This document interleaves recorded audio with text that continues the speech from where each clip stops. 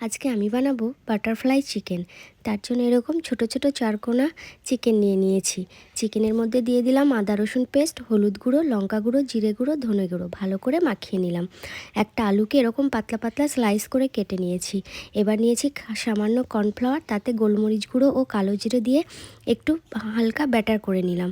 ব্যাটারের মধ্যে এবার এই যে একটা আলু স্লাইস নিয়ে চিকেনটা ওর মধ্যে দিয়ে টুথপিকে করে গেঁথে ওই কর্নফ্লাওয়ারের ব্যাটারে ডুবিয়ে ভেজে নিলেই আমাদের রেডি হয়ে যাবে বাটারফ্লাই চিকেন। এই যে আমি ব্যাটারটার মধ্যে ডুবিয়ে একটা একটা করে রেডি করছি। রেডি হয়ে গিয়েছে, এবার আমি গরম তেলে ভেজে নিচ্ছি। এগুলোকে হালকা আঁচে ভাজবেন, তাহলে একটু মুচমুচে হবে। আমার এই যে হালকা আছে, এগুলোকে আমি ভেজে নিচ্ছি। ভাজা হয়ে গেছে, এবার এগুলোকে আমি উঠিয়ে নেব।